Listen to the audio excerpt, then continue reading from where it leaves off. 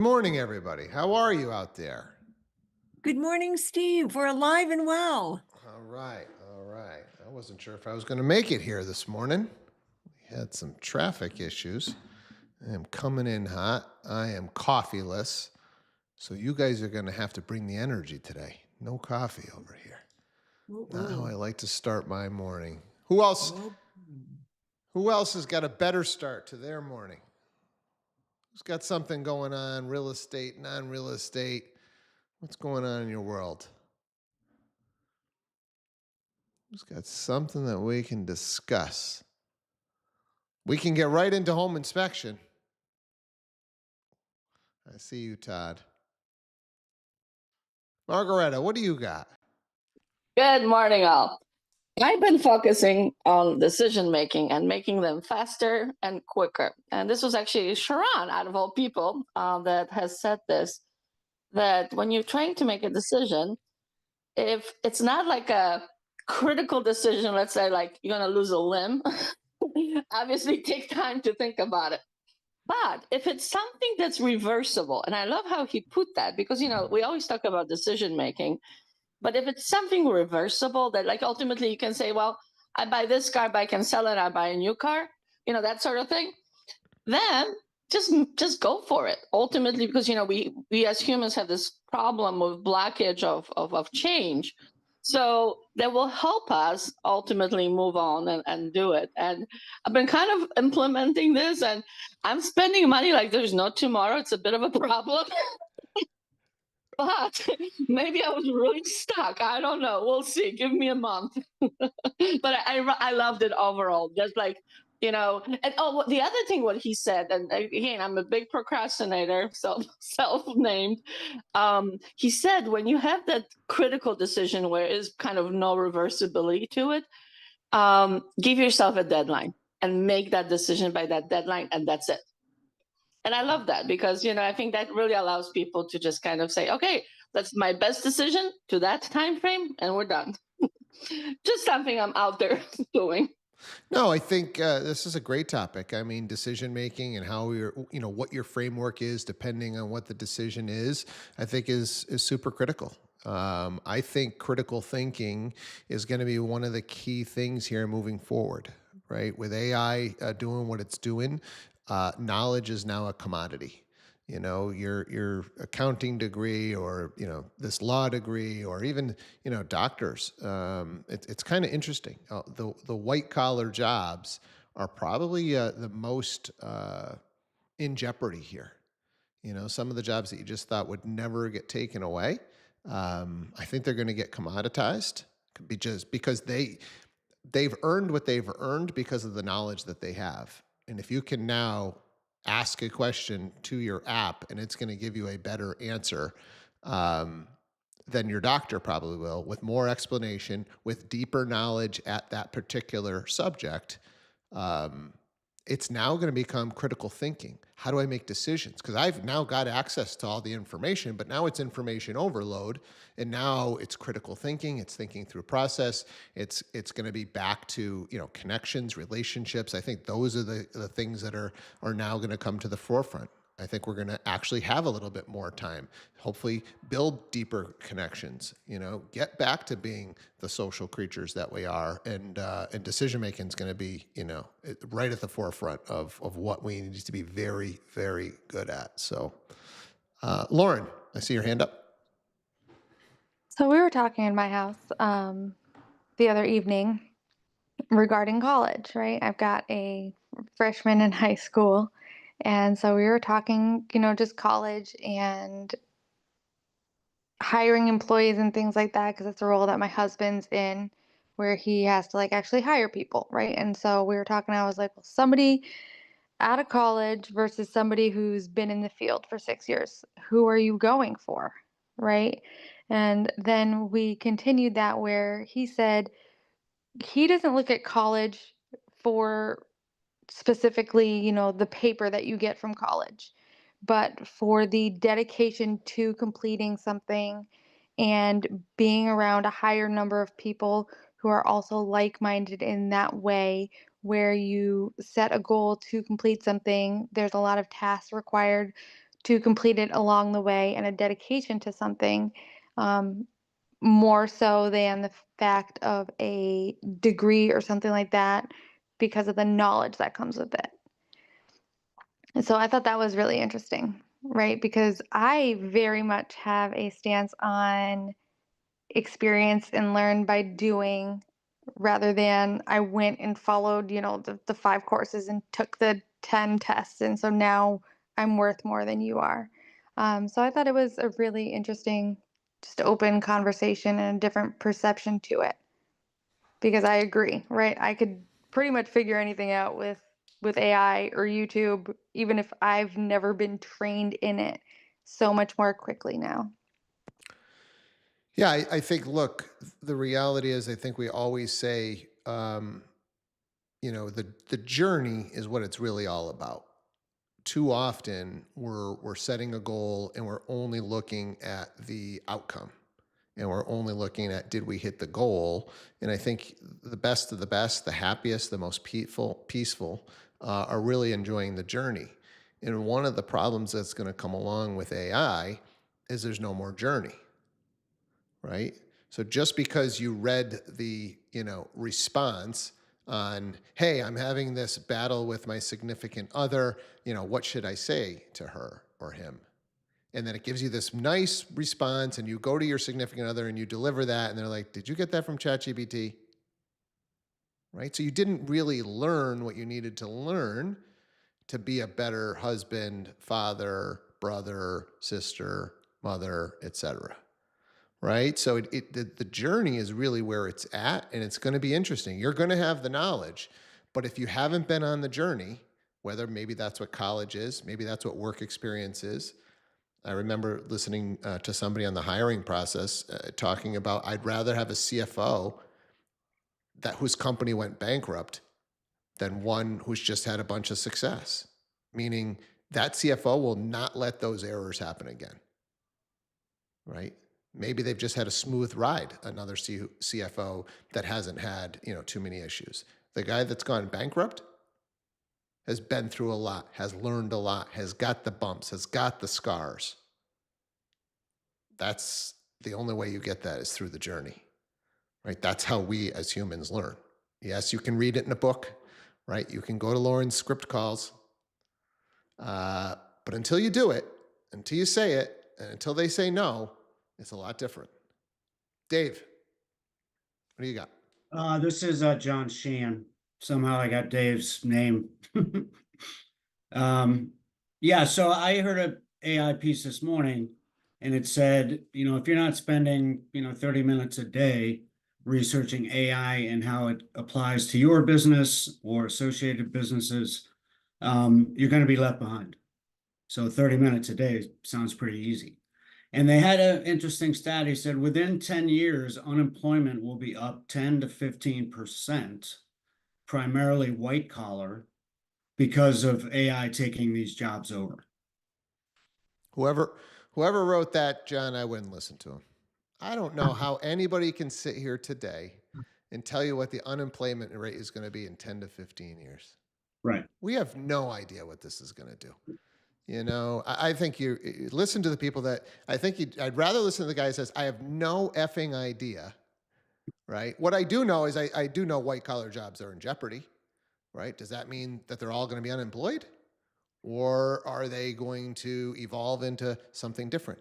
Are we going to have these assistants? Are they just going to be better? Are they going to have bigger teams? Are they going to be able to do more? Is there another level that we can get to? So who knows where it's going? That's why they Yeah. said spend 30 minutes a day 100%. so Yeah. that you can basically understand how AI is going to function in your company or how you'd like it to function. Yeah. So, if you're evolving with your company through AI, then I think that, your company will be sound. But others will be left behind. So Yeah, there's no doubt if you don't embrace, I think you're going to be in trouble. Maybe some of the trades don't need to embrace, but even there, I think if you're in the trades and there's another guy in the trades and the other guy is utilizing AI in the business, I think they're going to win. Lauren. right. So that really kind of just resonated with me because for a long time, didn't use AI, right? And I use it a lot now. Very admittedly, I use it in creating trainings and outlines and just even emails and things like that that I utilize now. But I think several years of not having that tool and having to really like learn and understand the industry allows my use of the tool to be even more efficient now, right? Because when I know I'm not just copying and pasting the first response I get, I'm implementing experience from being in it to help make them better. But it just helps get to results a lot quicker.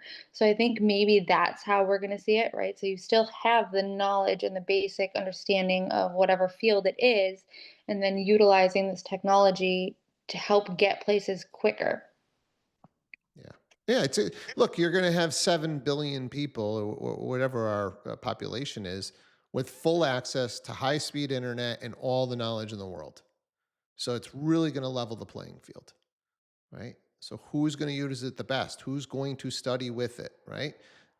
I believe that AI can help the upcoming generations to learn faster, better, more at whatever their aptitude is. Instead of just having people just learn about a little bit of everything like we're doing in school now, can you start to realize, hey, this kid is better at these things or has more interest in these things, at least at this chapter of their life. Let's let them go down that path and learn about that. Margareta. So thanks. Like personally, I just recently got my appraisal training, and it was online, very new thing for me, which was full online. And I'm like, well, am I really learning? Because I'm old school. I graduated in the '90s, and I have to say, as I really got into it, looking at the responses, because it almost felt like an AI to some degree was teaching me. You got something wrong, you would get a response on what is the correct answer. And that actually perpetuated more positivity and more me quicker to absorb the correct information. So I felt actually overall I got information, I learned information quicker than if I had to sit there, listen to a lecture, take notes, rethink it, reread it, blah blah blah. So I really feel like anything with AI now, there is a speed, but there is an experience. And I wonder if the experience will be generated by the speed, it'll be a different one. The other thing, like for example, for trades, my mechanic recently, he bought some other new tool to diagnose cars, which is more AI based, and he's so much better at it now. So those tools, even for trades, are critical. So I feel like whatever AI is doing, it's not going away. The world is going to look so much different in a few years. But one thing, Gary Vee, love Gary Vee, who doesn't, right? He said interesting thing. It will never replace a human. So, we have a bit of this fear. Was it going to be like, are we going to be replaced, But our brains are just so amazing. It will just evolve us. I mean, think about it. Cavemen versus where we are now. I mean, think of that evolution. And imagine us with AI now. Imagine what our brain can do. I think it's amazing and fascinating. Yeah, that's the camp that I'm in. I don't think, we get eliminated or anything like that. Yeah. At the end of the day, if those things start to happen, AI defense mechanisms are, kind of growing at the same speed as the offensive, so you'll be able to defend against the cyber attacks or this or that, I think some people might be worried about, because at the end of the day, your assistant, you're going to say, hey, go get me that table reservation for 2 at some nice restaurant near the beach. And it's just going to do it. It's going to book it. It's going to put your credit card in there. It's going to do all of those things. Right. Hey, I need a nice pair of sneakers. You know what I like. You already know my size. Can you get me, the latest hippie, trendy, whatever pair of sneakers, pair of shoes, you won't have to do anything. It'll know you and it'll just go out and do it. Like that's what I think you'll have as an assistant in the not too far future here. Couple of updates for you. Did call MAR Legal yesterday. The response that I received for them about the buyer that wants to submit offers on multiple properties, kind of what we kind of settled on, which is not in good faith. Can't do it unless you disclose. But once you disclose, how likely is it really that that offer is going to get accepted? So pretty much what we had settled on yesterday, but that is the actual take, and they didn't like beat around the bush. Like they were very stern. Like, hey, this is our take on multiple offers from the same buyer. Shouldn't do it unless you're disclosing, and then obviously once you disclose, you've lost a lot of your gumption to get that deal together. Other thing I wanted to talk to you about, I think everybody kind of saw this, but this newly passed tax reform bill, I guess they're calling it the One Big Beautiful Bill Act. So just some of the top wins I'm going to read you here from the real estate sector. Let me see if I can get this up on my screen easy. Qualified business income deduction increased from 20 to 23%. This should benefit their calculation 90+% of realtors. So you get basically an extra 3% deduction on your taxes. SALT deduction, so the cap quadrupled to 40,000 for household earnings. As long as you're making under 500,000, that's state and local taxes. That's what SALT stands for. Applies to both single and married couples. Individual tax rates made permanent, so keeps lower income tax brackets and indexes for inflation. Mortgage interest deduction preserved at the current level. And 1031 like kind exchanges, which we talked about here, no changes but preserved. So I know there were some concerns about people trying to get 1031s removed, get the mortgage interest deduction removed, but those things in this are solidified. So let's see here. A couple of additional real estate friendly provisions. Low income housing tax credit expanded for affordable housing. I don't have any details on it, but the child tax credit increased to $2,500. I think it's what, $1,500 now. Tax advantage child investment accounts are created, and a state tax threshold set at 15 million. I think that's up from like 5 or 10. No increase in the top tax rate. Those are kind of the big things. So, you know, a little bit, I think saving a little bit on taxes is the moral of the story here at the end of the day. Did anybody read anything on this or have any questions on it? See anything in particular, hear anything from your accountant that you think could add some value to the group?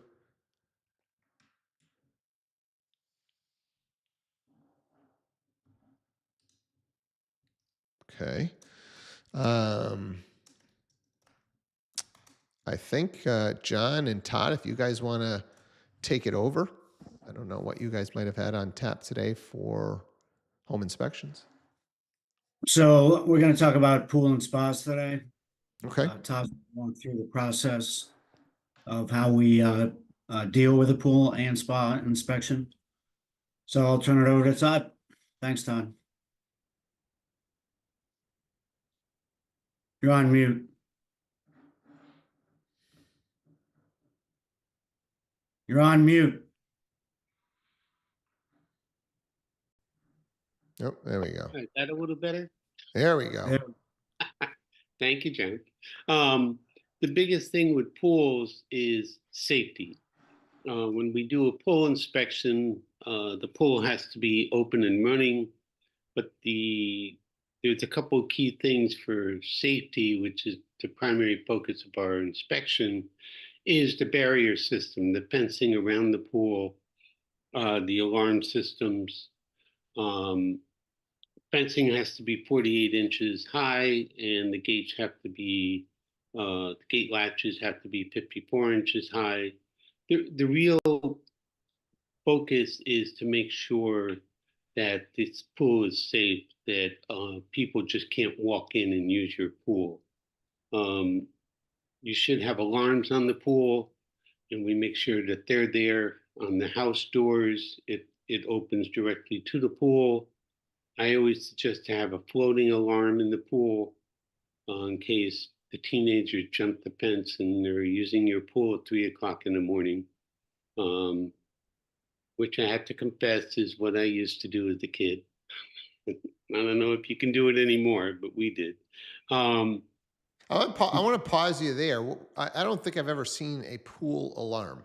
Can you just elaborate on that? I don't know how I've missed these, but So, um, two focuses on the alarm. One is a floating alarm.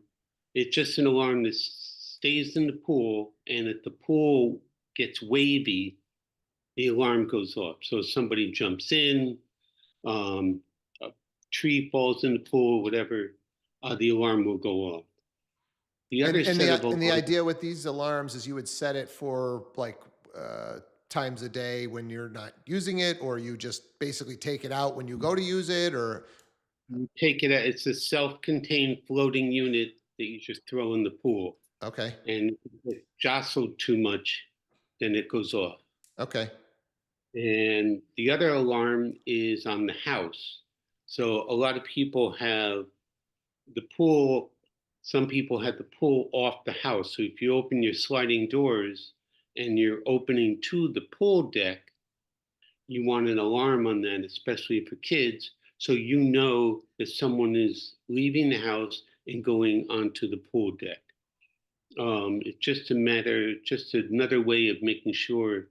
But unfortunately, um, you're responsible for your pool. So even if somebody jumps the fence, falls in the pool, the law gets really sketchy about who's responsible. Should you have been better with a better fence? Should you have been better with alarms so you knew someone who was in the pool, even though they shouldn't have? Um, so the biggest thing is the barrier, the fencing around the pool to make sure no one can just jump in. Um, I actually had to take a deer out of a pool once, way back when, and that was fun. Um, so the barrier systems, pools are required to have ladders so you can climb out of the deep end. And if there's steps, you need to have a handrail. Uh, Diving boards are usually not, most insurance companies don't want you to have a diving board anymore. So on some of the older pools, um, we just suggest to remove it. It's not worth the hassle. There's all sorts of regulations now about how deep the pool is, how wide it has to be in order to have a diving board. And none of those rules existed 30, 40, 50 years ago when the little diving boards were put in. But again, that's a safety thing. We go through the deck and make sure there isn't any trip hazards around the pool. Um, and the bonding, make sure the motor, we don't check the resistance of the bonding, but we try to make sure the wiring is there. And if it's not, we'll recommend an electrician come out and just make sure everything is bonded to the pool so there's no electrical issues in the pool. But again, our focus is safety, and we don't get into the chemical of the pool, the chemical balance. We make sure the pump is working, make sure the pressure is good, this vacuum, the filter, that sort of thing. But the biggest thing we run into is the barrier system, ladders, pool decks that are heaved and that sort of thing, so people trip. And we just want to make it safe, so we try to explain all this to the home buyer. you had mentioned, John, we were going to do pool and spa. Anything additional that we want to think about, Todd, on the spa side of things? So there's two different types of spas. You got the hot tub, right, which is totally separate, and then a lot of the spas in the pool are actually part of the pool. It's just a different area. And if they got a spa, then they got a heater, and it brings in, is the heater working, that sort of thing. But basically, the spa is just another part of the pool, unless it's totally separate, like a hot tub on your deck. And what we're looking for there is, again, safety. Can people get in and out? Is the cover total a child-proof cover so somebody can't climb up and fall in? And make sure that it's electrically set. There's the disconnect within 50 feet of the hot tub that's readily accessible. that sort of thing for a hot tub. Again, it's all just safety and to make sure everybody knows what to do in case of an emergency. Anybody have any questions on pool or spa, or have something come up on a house they sold, a house you're dealing with now? Go ahead, Margareta. I know, I'm sorry, but I'm curious. So what about like sometimes you see as is, what do you do with those? I didn't Like catch that. spas. You're So curious. sometimes like you have a listing that says, it's an older spa or something, whirlpool, outside on a deck or on the yard, but it's functioning. But people say I'm selling it as is. So is there any inspection criteria you still follow for that, or is it just the same stuff? It's the same inspection. If they're selling it as is, it usually means there's something up. The motor isn't working, the heater isn't working properly. Our focus is the safety and to make sure the electrical, especially for hot tubs, the electrical is set up. A lot of people do it yourself and the electrical isn't proper and it's not grounded right and exposed to the weather, that sort of thing. We want to make sure that part of it is correct. And we just make sure the pump is working, the heat's working.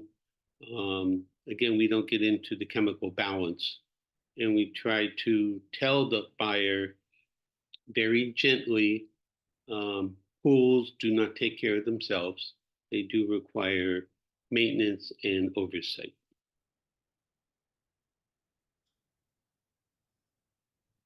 Any other thoughts?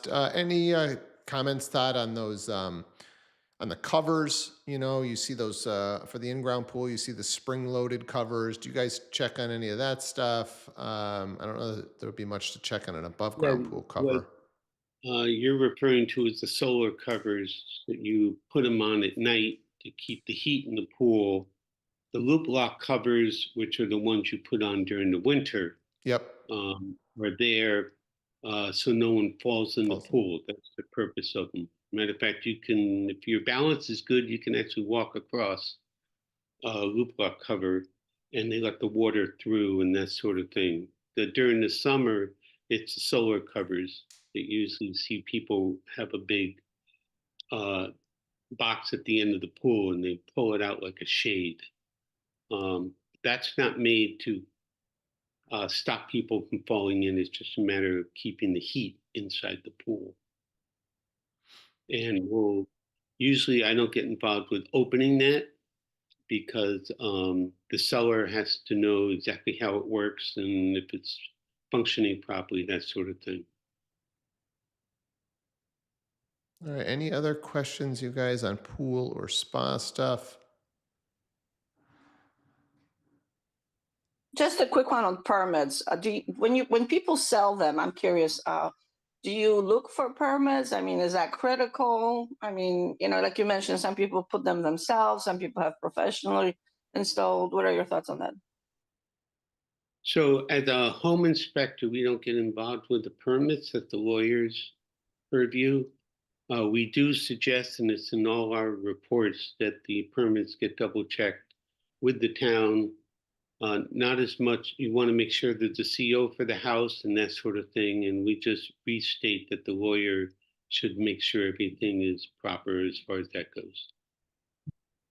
We'll point out if something is obviously wrong, not built to current standards, that sort of thing, or electrically it's not grounded, or it was put together obviously by a weekend warrior. But as far as the legal permit goes, I leave that to the lawyer.